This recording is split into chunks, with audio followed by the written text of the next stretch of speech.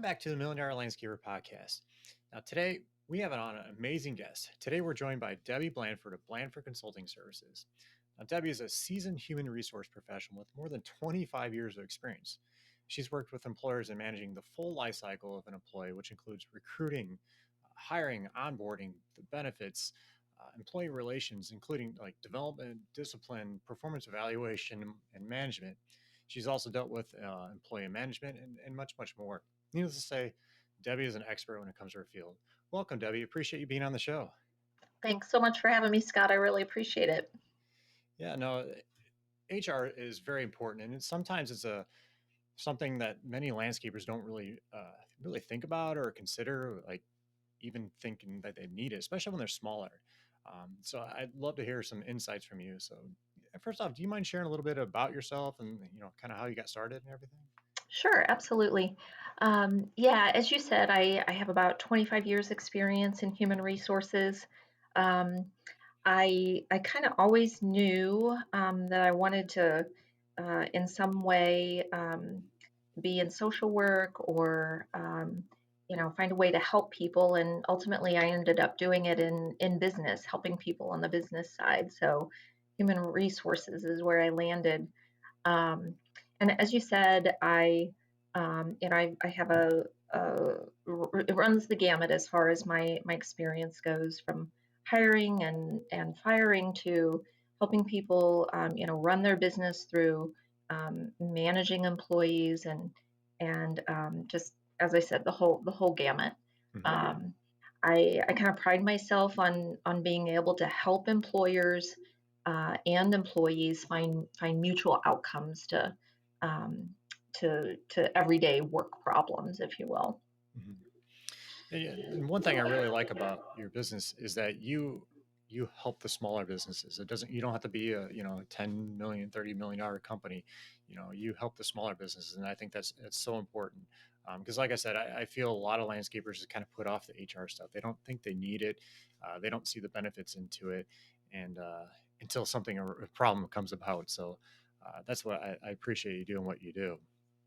Yeah, absolutely. What's unfortunate, in a small business is that, um, lots of people wear lots of different hats in a small business. There aren't individuals who are designated for specific things like human resources, and so it's hard to kind of keep up with all of the specifics, all of the laws, all of the things that you should really be paying attention to. So, that's kind of what I have positioned myself to do is help those small employers really um, number one, understand the things that they need to pay attention to, and then help them implement those things.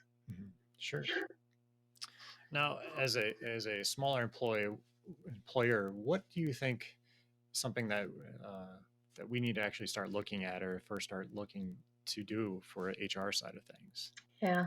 So, one of the most important things that you can do is have a good employee handbook as a base for your organization and your employees. That's kind of, if you will, the contract, if you will, that we all kind of live by. How you as an employer are going to work with the employee, and how the employee is going to work with you. So ensuring that you have an employee handbook that is up to date with all of any rules or regulations with not only within your state but federal regulations, as well as anything else that you want employees to know, what is appropriate for them, and what's not appropriate for them in the way that they go about doing work for you. Yeah, yeah, I agree. The employee handbooks are so important. Um, I know it just helps bring like consistency throughout your business because I can say just for ourselves in our landscape business early on before we had one, my dad would treat one employee one way and then another employee a different way, and they could be the same type of mistake, and it caused issues. So bringing that employee handbook on was a huge help for us.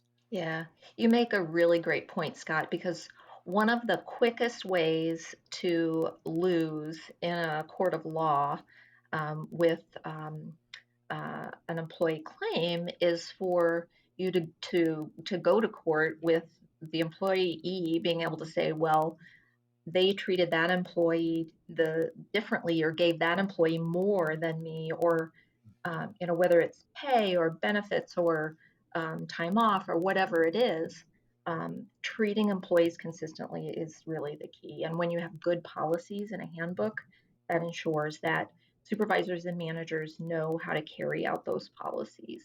Mhm. Now, for those that do have the employee handbook, how often do you think that needs to get reviewed and looked over? It really needs to be reviewed every year. And the reason I say every year is that um, laws, for the most part, federal laws don't change that frequently, but state laws can change frequently, annually. And there's just so much, especially with the legalization of marijuana in so many different states. Um, there is minimum wage that changes quite often. It's just a plethora of things that are changing all the time. Yeah. So they could actually come to you and you can help them out, write a handbook, or if they have one, you can review that. Is that correct? Absolutely. Yeah. Absolutely. I have lots of folks that I work with to to get them updated. There have been a few where I've started from scratch. They didn't have anything at all. And we sit down, we talk about their business, and we talk about what's important to them, what federal and state laws, and maybe even local laws apply to them. And then, we get something that's really workable for them. Gotcha. Now, I guess kind of stepping back a little bit, if a person or employee does not have a handbook, I mean, we talked about a few of the issues that could come up with the court of law and stuff. Does this happen more often than we think about, where people going to court? Or because I've heard some people say, just in our community, of saying that we're a small business, my employers aren't going to do that. Does it come up in court more often than what we know? So I'll answer this question by way of example, and that is I have a client who became my client because they are a small business. They have about 15 employees. And I actually met with them about over a year ago just to kind of, talk to them about putting a handbook in place and some things that I thought I could do for them. And they said, we don't, we're small. We don't really need that. Well, it turned out, this was about 3 months ago, it turned out that they had an employee who claimed that others in the workplace were discriminating against him and they didn't know what to do. And I said, well, what does your handbook say about how you're going to handle these things? And they said, oh, we don't have a handbook. A handbook should state how you're going to investigate a situation like that, what the complaint procedure is for an employee, and then how you're going to bring resolution to it. So to make answer that question in kind of a long sorted way, um, yes, it's so important. Yeah. No, I agree. And this is like I told you before the show that we have one in our Millionaire Academy, and people I don't know if use it to the full capability and don't see the benefits of having it. This is why I really want to have a guest like you on that can share their knowledge of it. This is so important. So I appreciate that. Now in today's industry, I know it's not only in landscaping; it's all over. Like a lot of Mhm. contractors, but hiring people and finding people are so difficult right now. So, do you have any thoughts on that and how we should go about doing it? Not only from an HR perspective, but just how to find people too. Sure, sure. So yeah, I'll answer that question, and then to follow it up, I think we should talk about really retaining people as well. Um, so unfortunately, there's no magic, especially right now, to hiring people, finding those people who are going to come into your organization and stay. But the first thing that you have to do is you have to really understand for yourself, why are you in business, and what made you want to do this, and then find people who might have at least some of that same kind of spark or same kind of passion about what you do.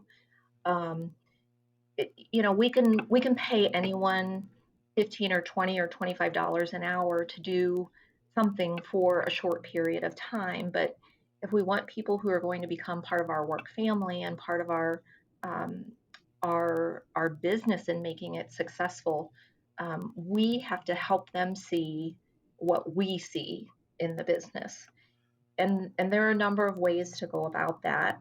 um, we have to get creative in, number one, looking for people. And some of these things are going to sound really cliche, but we have to tell everyone that we know that we're looking for someone to come to work for our organization, and what kind of person we're looking for, the values that we embody in our organization, and how that translates to the people that we want to hire. Um, there's a lot of work in that. Mhm. um, it takes some time to sit down and think through all of those things. But if you really want to hire people that will stay with you, those are the things that I would recommend Mhm. that you do. Um, Aside from the postings and the newspaper advertisements, if you will. Um, yeah. What are your thoughts on having a job description and sharing it to the new applicant? Do you feel those are very important? I think it's extremely important. One of the things that employees want is they want to know what expectations are of them when they come on board, and the only way to do that, the way to start that, is with a job description. And so that starts with the posting of the job or the placing of the ad, how you represent the position to the employee. Because if Mhm. it turns out to be something totally different than what they expected, they won't stay.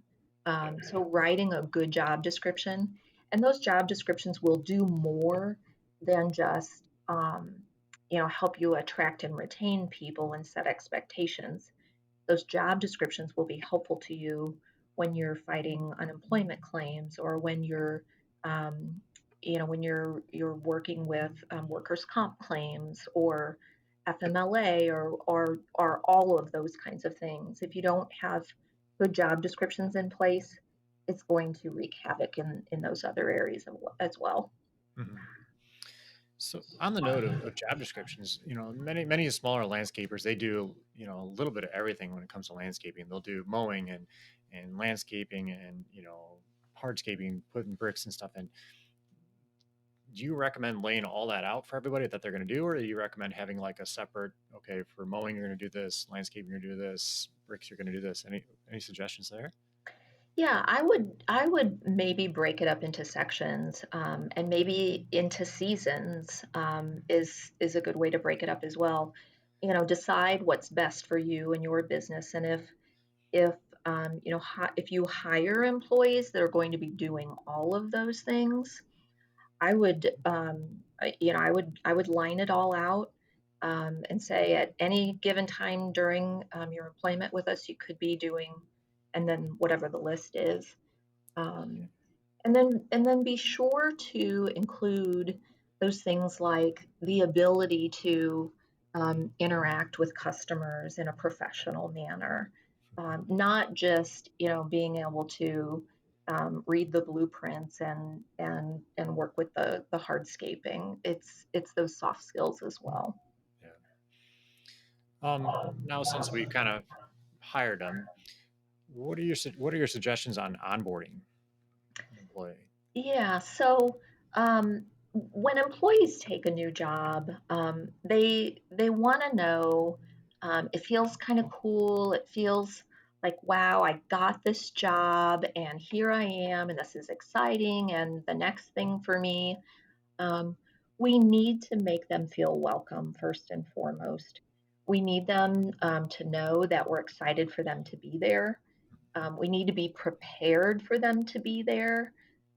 Whether that's sitting down with the person who's going to do the employment paperwork with them. Um, again, some of these things are a little cliche, but they're so important. Make sure that whomever is meeting with that person is on time and ready to go and has a cup of coffee and a donut waiting for them. Um, treat them like your family. We have to be careful not to treat them like our family, but we want to treat them so that they become a part of this group and that they will stay. Mhm. Yeah, I think Yeah. that's very important. I even tell like our people in our academy, like tell them where to park, where where they're going to go, where you can go punch in the clock if you do that, or if it's on an app or whatever it is, how you write it down. Everything, like every detail has to be Hmm. outlined because like you Hmm. said, they're new. They don't know what's going on. You have to tell them this. Yeah, nothing's worse than getting to a new job and trying to have to wander around and figure out what you're supposed to do next or where you're supposed to be. And I couldn't agree more with you. Um, and if it's helpful, make a checklist for each person who is to meet with that individual that day, so that person knows what we expect of them as either the supervisor, the office manager, whomever it is, and that first day can do so much in the way of making the person feel welcome and kind of solidifying that idea that now they are a part of this organization. Yeah, this aspect to me is very important because again, this is referenced our business. We would hire somebody and we would just throw them out in the field and say, "Here you go. Here's the foreman or crew leader, and good luck and Yeah. hope the best." And it didn't always work out that way. So uh, I feel that onboarding is a huge thing. Now once we hired them and we've onboarded them, they're out working. What do we do to keep them? How do we retain those people? Yeah. So some of the same things that we talked about in enticing people to come to work for us. Make sure that people understand the business. Make sure that they understand the goals of the business and how what they do matters. Um, Nothing will erode the connection between employee and company quicker than if employees don't understand how they matter to the business. And sometimes that can get lost when we're doing our day to day and we're loaded with projects but we have to take time, whether that's on a monthly basis or a quarterly basis, to stop and have team meetings or whatever it is with people and be clear with them about and specific with them about how what they do matters. Um, and regardless of our age, our gender, our profession, whatever it is, everyone wants to know that they're contributing and they're contributing in a positive way. And everyone wants a little bit of a pat on the back. um, some need it more than others.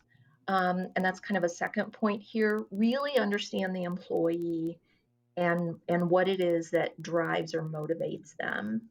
Some employees don't need that constant recognition. They just need to know, periodically that they're going in the right direction and that things are good.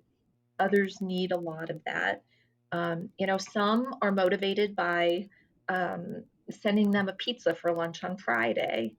um, Others, it's important for them for you to know that they have a family and that their family is important to them, or that they have pets and their pets are important to them. So whatever it is, get to know people and understand what's important to them, and talk to them about those things, and make a connection with people. Absolutely, I couldn't agree with that more. That's one of the things that I think is lacking sometimes. We're just they're workers. They're out there, they're laborers or whatever they are, and Hmm. we don't get down and personal. And I think once you start doing that, you start becoming. I mean, you can become friends if you want to, but you start developing that relationship with them, and Hmm. they want to stay there because they feel part of the family. And Hmm. that's what honestly I think has helped us becoming the family. We'd have family picnics and Hmm. invite everybody over on a Saturday or Sunday, and then we all get together and play games and just do Hmm. fun activities. And that was a Hmm. huge help for us. The other thing too, I don't know if I can't remember if you mentioned it, but letting them know I thought was letting them know where they can go to, how they can Hmm. progress in the business. I think was huge for Hmm. us. What's your thoughts on that? Yeah, absolutely.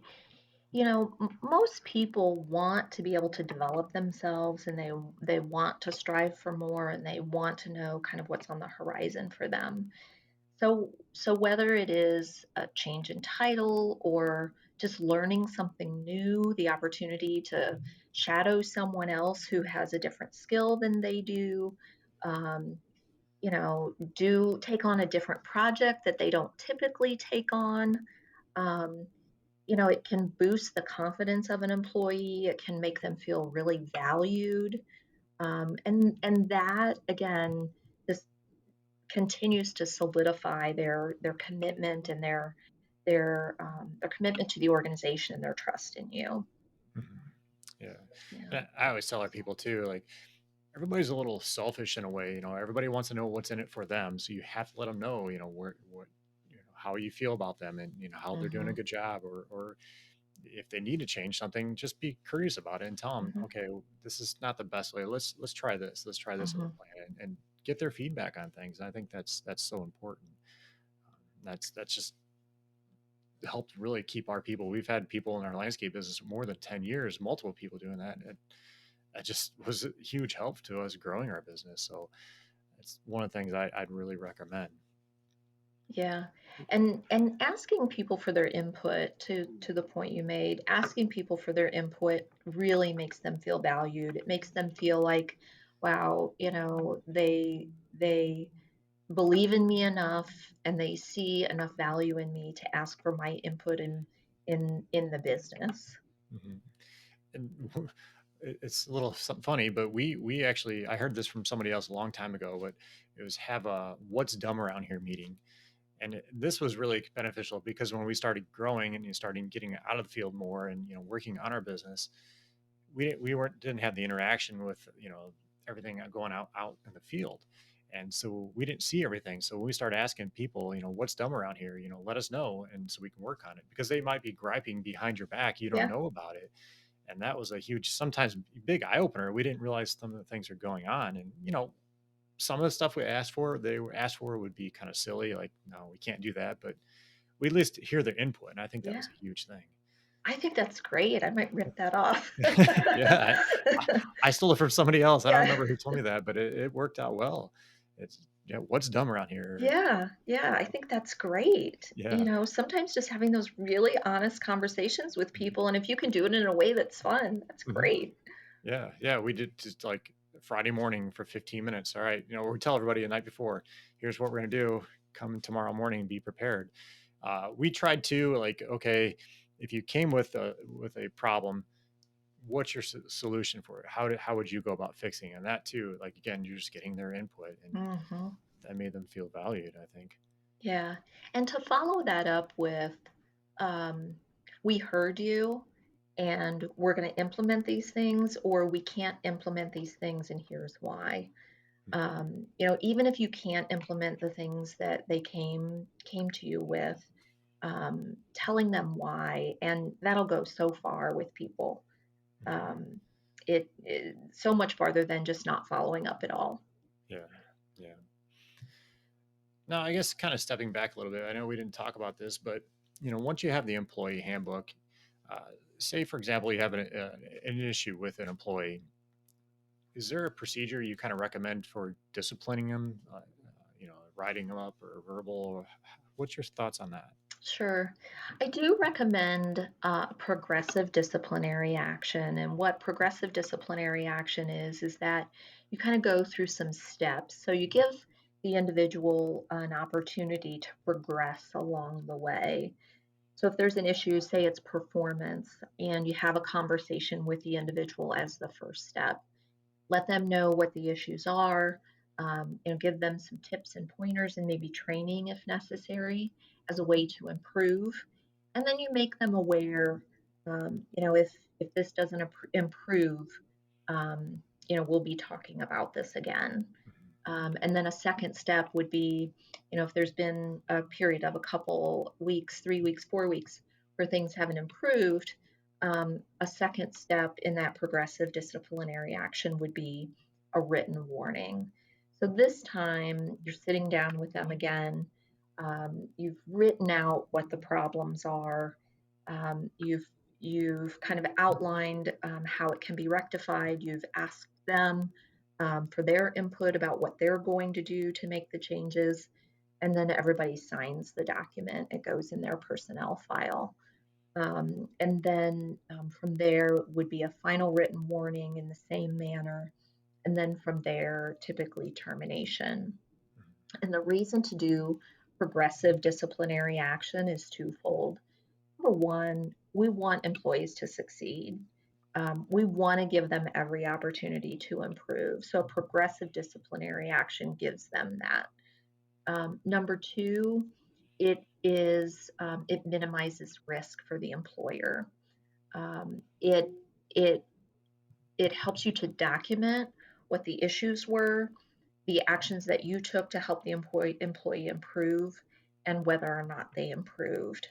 And so, if you do have some kind of employment claim from the employee that maybe they were terminated unfairly, you have documentation to show judge and jury as opposed to having to try to remember all the things that happened and what you did.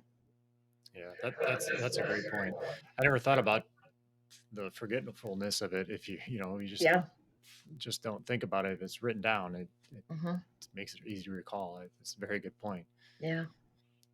So, do you have any other tips on anything we talked about today? Recruiting, hiring, retaining. Anything you'd like to add? Or Yeah.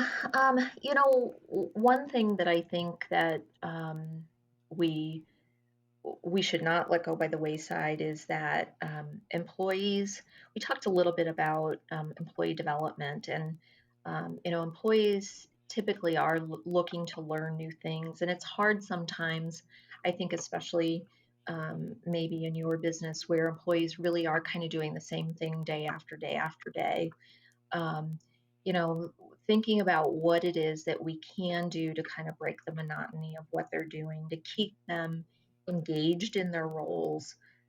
So there's, the idea of attracting, retaining, and then keeping them engaged. What kinds of things can we do to keep them engaged so they're working for us, but are they really working for us? Are they doing their best? Are they putting their best foot forward in front of the customer? Are they doing their best work? So think about what you can do to keep employees engaged, and maybe that's half a day off on Fridays during the summer, or maybe that's a pizza on their birthday, or maybe it's um, a skill that they want to learn, or some other thing that we can get them involved in the business to help them understand how valuable they are. I think that's sort of worth um, investigating if you really want to um, invest in your employees. no, that's a great point. I love the training idea and offering new opportunities to them.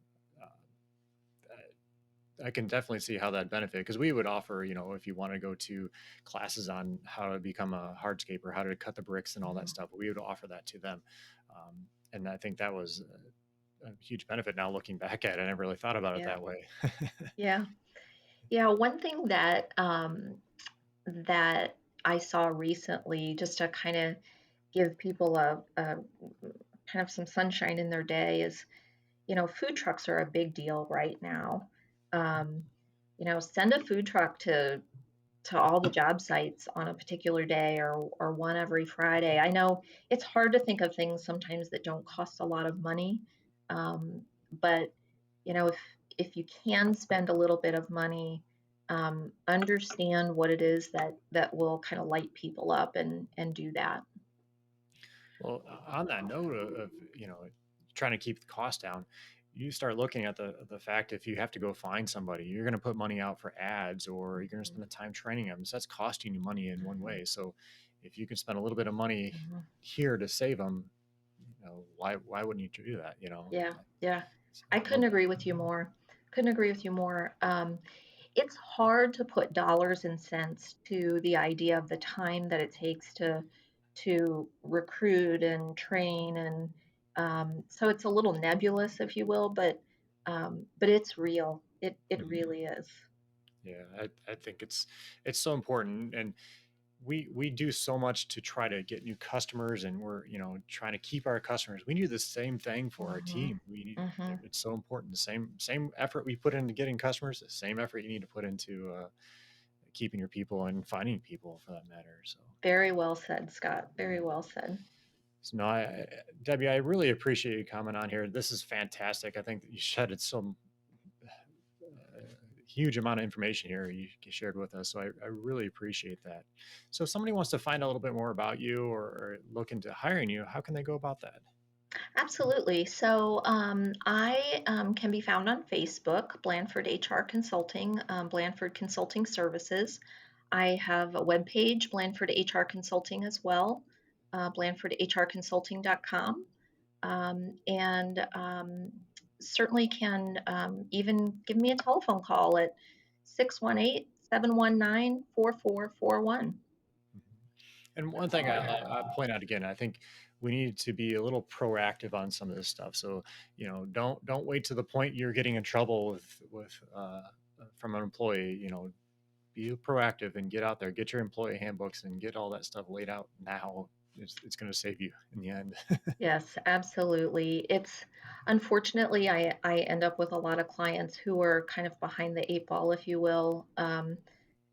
So you make a very good recommendation when you say get an employee handbook in place. It can minimize the risk.